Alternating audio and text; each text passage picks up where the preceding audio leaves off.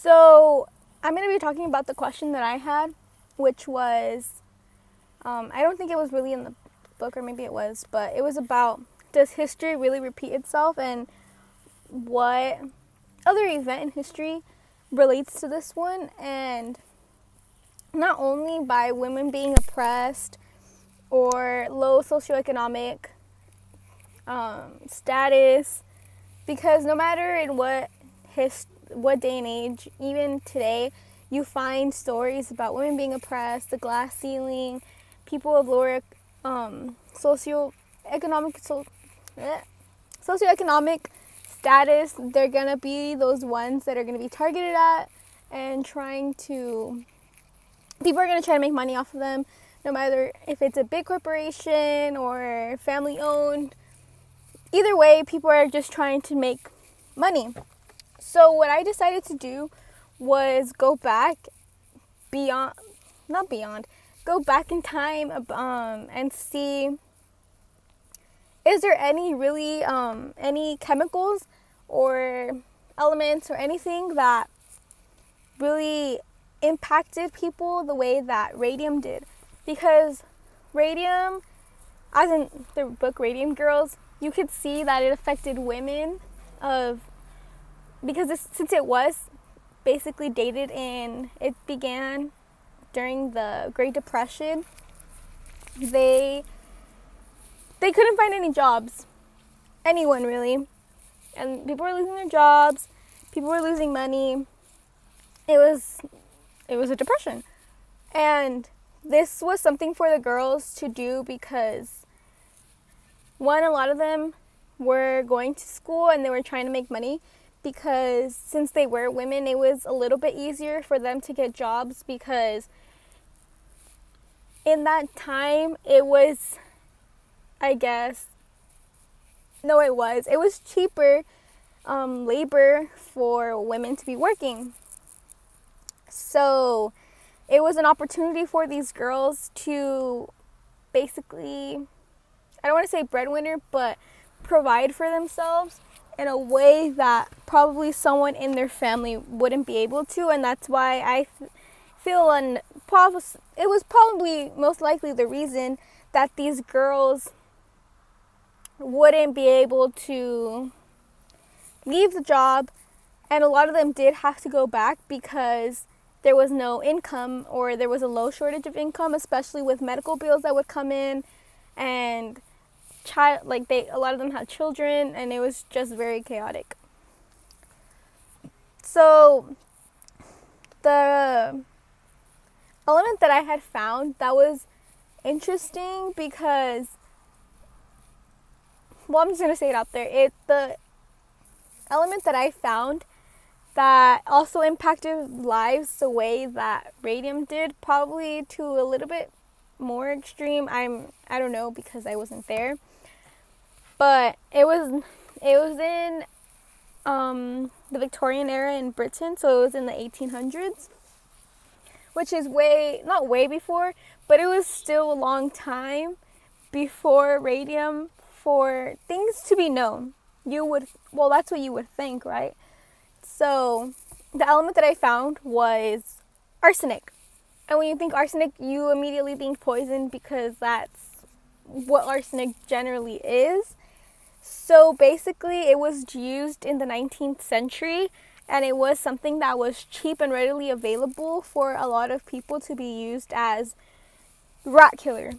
And even though people knew that it was poisonous and they used this to kill rats and just like a bunch of other animals, people still used it in a various amount of ways, which is crazy to me. And it's kind of like the radium, because at first there was like these little, like, I guess you can say health improvements that people were saying, like, oh, it makes you glow, it's really good for you. So they started taking pills, they started bathing in it, they started using lotions, and then all of a sudden they started getting these horrible sores that I probably will try to put a picture of somewhere around here. I'm not sure if I'm going to be able to, but it'll be there. So these people were just getting these sores And well, with the radium, they would use it in things like that, and they would think, oh, it's not the radium, it's other stuff. But with the arsenic, people did know that it was poisonous because they used it as rat killer, and people were dying from it because it was often confused as flour, salt, and other things, because it was a thin like powder that they would use it in that was white. So they would have it in their kitchens or in their bathroom cabinets, and people would accidentally die from exposure from it, or putting it in their food and eating it. But although people would eat it and they know that they would pass away, and they know that it would be used as poison for animals or pests that they don't want in their homes, they still used it in medication to treat everything from asthma to cancer. And it says here that it was also reduced libido and skin problems. So yeah, people would use it, like I said, in pills, in creams. A lot of women would use it in their makeup because in the Victorian era, if you didn't know, they liked the idea of pale skin. So they would use makeup every day to make their skin paler and more appealing, as I guess in fashion. And it was also used in dresses, which is very similar to the Radium Girls, because in the Radium Girls, the women who worked in the factories, they would, I don't want to say purposely, but they would they would purposely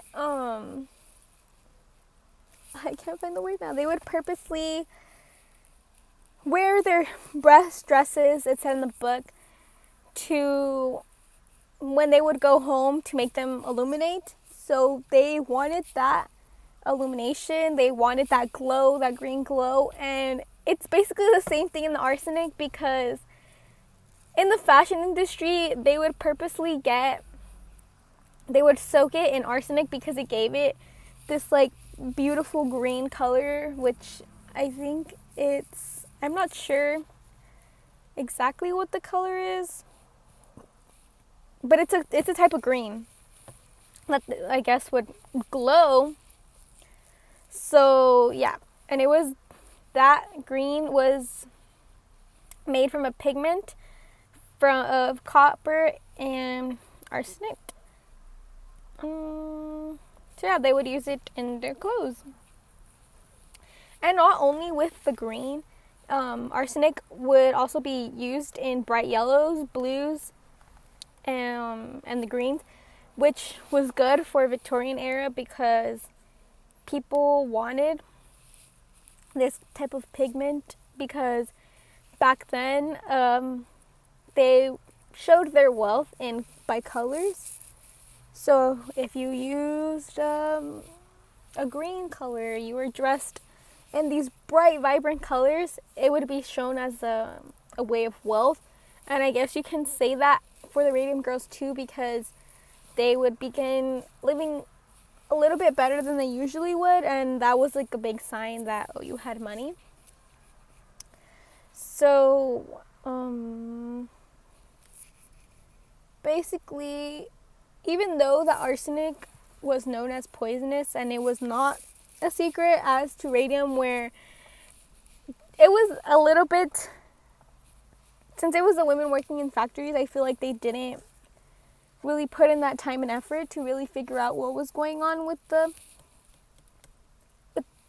radium, because when Marie Curie, when that whole situation happened, and with the scientist who found it in his pocket and they burned a hole within the cells, they started using it in medicine. So they thought, it's used in medicines, it's not that big of a deal, even though in arsenic it was also used in medicine, but they knew that it was bad for you a little bit. So it's just really confusing as to how people wouldn't see it as a bad thing, to me at least, because if all these people are showing signs and symptoms of, and there's a group of people that are showing similar things, how can you not put two and two together? I don't know.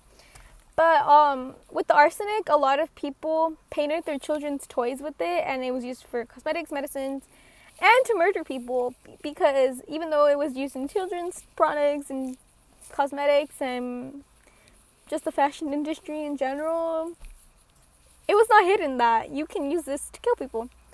And with the back to the children's toys being painted with it, there was an instance where the radium was being put, well, radium sand was being put into children's toy boxes. Well, it's not toy boxes, in sand boxes, which is interesting to me how these women were getting sores and things were happening to them, and they were still being put with children. I don't know. So yes, that is basically what happened. And arsenic was not only used in fashion or medicine, it was also used as home interior. So there was a lot of wallpapers, I guess you can say, that you can find online that they were once used as arsenic, and it was, I always forget the name of the person. I'll look it up and I'll insert it somewhere. And basically, he had to tear down his walls because him sleeping in that room full of arsenic wallpapers were making him sick. And people were saying, oh, you can't get sick from the wallpaper. Nothing bad is going to happen to you because you're not licking the walls. And that's what they correlated it with, that if you lick the walls, then you will get sick. And that was basically the only way to get sick from arsenic, which is crazy to me. So that was my whole spiel about arsenic and radium, about how it kind of goes together. But I uploaded a video onto YouTube. I got scared. I uploaded a video onto YouTube, and it was with these lyrics. The whole thing wasn't, I couldn't find the whole audio per se to use to put it in, but basically this is how it goes. It just goes, this one here smells great. Which one? Smells like mother's crazy sister's Kate. Oh, you think so? Yeah, I do. It smells so good. She couldn't have been that crazy. I don't think so. Oh, you don't think so, huh? No. Well, she went to her poodle one time, and it just keeps going on. And basically in the original video, it's from an art student who uses these two women, and it shows how, it kind of shows a little bit demented how people are, but it's supposed to be art, I guess. So what I used it as was kind of this recreation of it to show, and that. So, okay, let me start over. So what I did was, in the video, I used my little sister, and she was going along to the lyrics, and I put a little background stuff. And my sister's just looking at herself in the mirror, and she's speaking out the lyrics, and she's kind of painting herself with this white powder, which for me was the significance of the arsenic and the radium. Although I did not specifically put it in the video, that's what to me it stood for, and how a little bit of how no matter what you used, it kind of made you a little demented, and it was that was making you a little crazy, and just a lot of craziness and creepiness going around it, because how people were dying, like they had sores, and then there was so many other things, and it was using cosmetics. So that's the kind of point that I wanted to go towards, about how radium and arsenic, although they were used in different various things, such as the radium was used, first started off as for dials for the war, and arsenic, it was used for poison, and it was also used in cosmetics and children's things and the fashion industry. And I just wanted to show how both of these things are toward women in the fashion industry, and how a lot of these things are they want to tell you that it's for the best of you, but it's really not. And it kind of, once you start going and people start calling you crazy, or you're crazy, that couldn't have happened. Like, oh, like the Radium girls, like, oh, if it's only you that's getting it, like there's no one else in who may have been working there for, they might have just hired them that day and they would have been like, oh, they tested him, she's fine, I don't know about you, even though that person may have been working there for years on end and they started getting these effects. So that's why I wanted to show it as how, even though these things were very commonly used, the women that did come out and say things about it, they were seen as crazy, demented, because the companies just wanted to make money off of them, basically, and they didn't really want anyone to find out because, well, not find out, it wasn't a secret. They didn't want to show a bad reputation because companies would lose money. And yeah, that's my whole little spiel.